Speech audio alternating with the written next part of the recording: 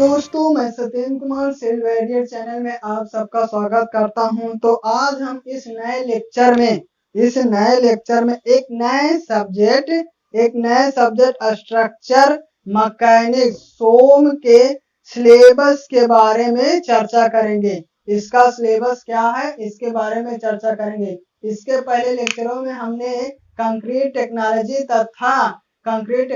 तथा HHM के subject के बारे में सिलेबस और उसके कुछ सब्जेक्ट का हमने आपको लेक्चर प्रोवाइड कर दिया है। तो आज हम इस नए सब्जेक्ट के स्ट्रक्चर मैकेनिक्स सोम के बारे में, सिलेबस के बारे में चर्चा करेंगे। फिर हम धीरे धीरे एक लेक्चर दे के आपको लेक्चर प्रोवाइड करते रहेंगे और आपकी शिक्षा जारी रखे रहेंगे।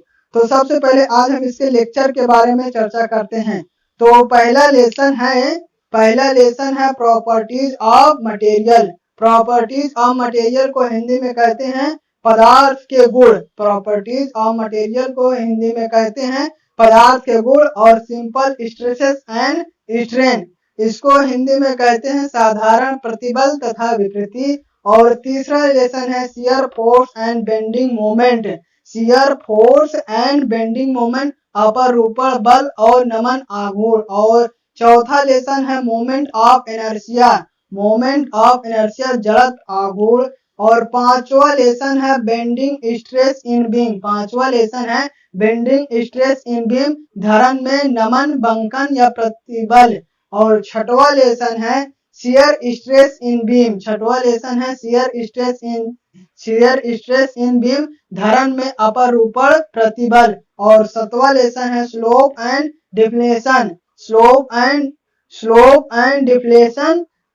एंड ढलान तथा विक्षेपण। और आठवां लेसन है कॉलम।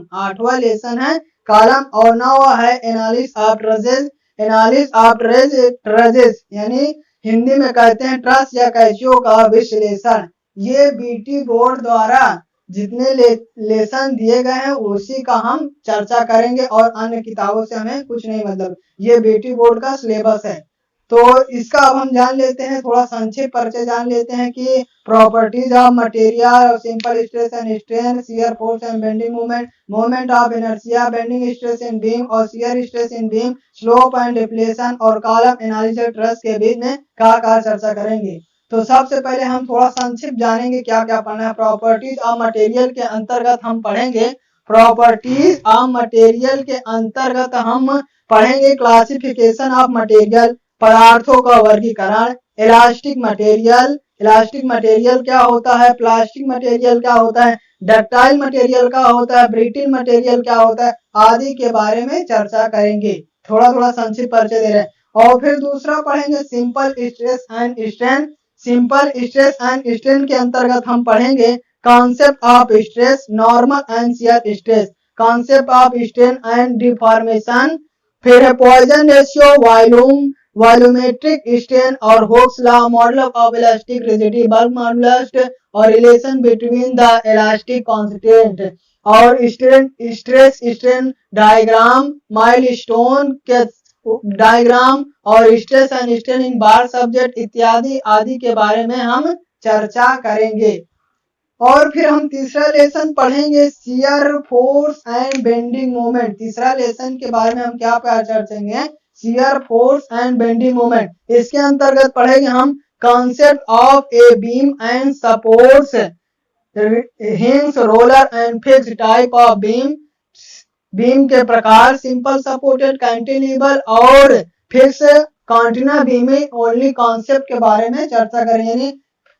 सबसे पहले shear force and bending moment के अंतर्गत हम बीम के प्रकार पढ़ेंगे, फिर लोड के आधार पर बीम पढ़ेंगे, फिर है concept of bending moment and shear force and bending moment का क्या कॉन्सेप्ट है, साइन और कन्वर्जन क्या है, फिर है bending moment and shear force diagram पढ़ेंगे, फिर है relation between load, shear force and bending moment, point of maximum bending moment and point of contraction और फिक्स एंड कॉन्टिन्यूअस बीम में सिंपल न्यूमेरिकल प्रॉब्लम, कुछ न्यूमेरिकल प्रॉब्लम भी चर्चा करेंगे। ये 3 चैप्टर तक हमने जान लिया, कुछ संक्षेप परिचय। फिर है चौथा लेसन है moment of inertia. Moment of inertia के अंतर्गत पढ़ेंगे concept of moment of inertia and second moment of area and radius gyration, theorem of parallel and perpendicular axes यानी समांतर अक्ष का प्रमेय और लंब अक्ष का प्रमेय पढ़ेंगे और L T and L section का मोमेंट ऑफ इनर्शिया के बारे में चर्चा करेंगे। पांचवा चर्चा करेंगे बेंडिंग स्ट्रेस इन बीम, पांचवा पढ़ेंगे बेंडिंग स्ट्रेस इन बीम। इसके अंतर्गत पढ़ेंगे कॉन्सेप्ट ऑफ प्योर या सिंपल बेंडिंग, फिर assumption made in the theory of simple bending, derivation and application of bending equation of circular cross section, I section, T और L section के बारे में चर्चा करेंगे और फिर पढ़ेंगे मोमेंट ऑफ रेजियन और कैलकुलेशन ऑफ बेंडिंग स्ट्रेस के बारे में चर्चा करेंगे। छठवा लेसन है शियर स्ट्रेस इन बीम के बारे में क्या चर्चा करेंगे, शियर स्ट्रेस इन बीम के बारे में concept of shear stress in beam, shear stress in distribution in rectangle circular I और टी और एल सेक्शन बीम के बारे में चर्चा करेंगे। फिर है सातवां slope and depletion, slope and depletion के बारे में क्या पढ़ेंगे, determination of slope and deflation using moment of theorem and simple supported beam, pointed load and UDL, conjugate beam method and double integration method, no derivation no numerical इत्यादि। और इसमें no derivation no numerical कोई इसी theory के चर्चा करेंगे। और आठवां लेसन है कॉलम, कॉलम के अंतर्गत हम पढ़ेंगे theory of column, long and short column, slenderness और रेशियो, और फिर है problem solving using Euler and Rankine formula से। और नौवां लेसन और आखिरी लेसन है analysis of trusses, analysis of truss के अंतर्गत पढ़ेंगे concept of a perfect redundant and difference frame के बारे में चर्चा करेंगे। इस प्रकार हमने जाना सिलेबस के अंतर्गत हमारे 9 लेसन है और कुछ संक्षिप्त परिचय क्या क्या पढ़ना है के बारे में चर्चा की। तो सबसे पहले देखते हैं प्रॉपर्टीज ऑफ मटेरियल है, दूसरा है सिंपल स्ट्रेस एंड स्ट्रेन है, तीसरा है shear force and bending moment, चौथा है मोमेंट ऑफ इनर्शिया, पांचवा है बेंडिंग स्ट्रेस इन बीम, छठवा है शियर स्ट्रेस इन बीम और सातवां है स्लोप एंड डिफ्लेशन, आठवां है कॉलम और नौवां है एनालिसिस ऑफ ट्रस। तो इस सिलेबस के बारे में उसके संक्षिप्त चर्चा में जाए। अब हम देखते हैं ये कौन कौन चैप्टर सबसे इम्पोर्टेंट है जो हमें पढ़ना ही है यदि एग्जाम पेपर निकालना है, और ये कितने कितने नंबर आता है जिससे हम अपना एक फार्मूला बना ले, उसी हिसाब से तैयारी करवाएंगे आपको। तो सबसे पहले प्रॉपर्टीज ऑफ मटेरियल 3.5 नंबर का आता है और simple stress and strain 11 number का, shear force and bending moment भी 11 नंबर का, मोमेंट ऑफ इनर्शिया 2.5 नंबर का, bending stress in beam 6 number का, shear stress in beam 3.5 number का, स्लोप एंड डिफ्लेशन 5 नंबर का और कॉलम का 2.5 नंबर का और एनालिसिस ऑफ ट्रस का 5 नंबर आता है।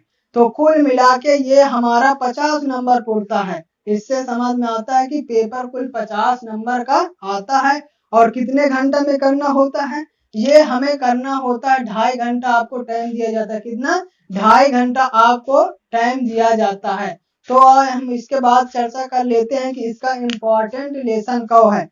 तो सबसे पहले इसमें बैक न लगे और हम आसानी से पेपर क्रॉस कर दें, तो इसके लिए हमें सबसे important chapter simple stress and strain और शियर फोर्स एंड बेंडिंग, ये 2 लेसन पढ़ लें तो हमारा पेपर खूब आराम से निकल जाएगा। और अन्य पेपर जैसे एनालिसिस ऑफ ट्रस्ट और स्लोप एंड डिफ्लेशन और बेंडिंग स्ट्रेस एंड बीम, ये सब महत्वपूर्ण लेसन है। तो न्यूमेरिकल, इसमें सबसे ज्यादा न्यूमेरिकल आता है। न्यूमेरिकल के दृष्टि से ये दोनों चैप्टर और बेंडिंग स्ट्रेस एंड बीम और एनालिसिस ऑफ ट्रस्ट, ये सब चैप्टर बहुत महत्वपूर्ण हैं।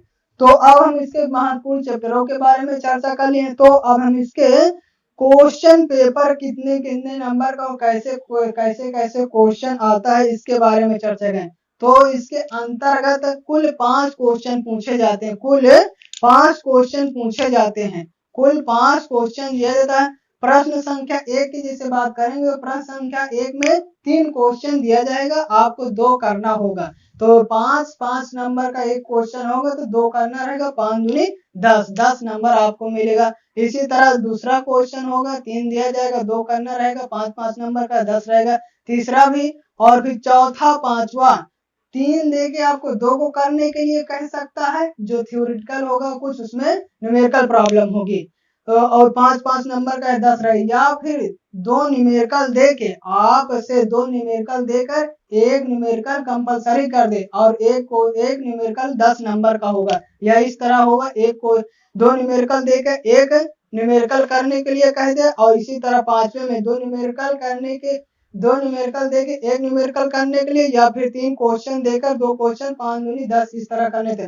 और इसमें हम बात करते हैं तो इसमें सबसे ज्यादा न्यूमेरिकल प्रॉब्लम आती है। न्यूमेरिकल प्रॉब्लम यानी 30 से 40% 100% आता है। 30 से 40% 100% रहेगा कि न्यूमेरिकल आएगा। इससे ज्यादा हो सकता है, 30 से 40% ज्यादा हो सकता है मगर कम नहीं। 70% भी न्यूमेरिकल आ सकते हैं, 80% भी आ सकते हैं और 100% भी आ सकते हैं। इसकी कोई गारंटी नहीं क्योंकि ये सब न्यूमेरिकल वाले सब्जेक्ट हैं।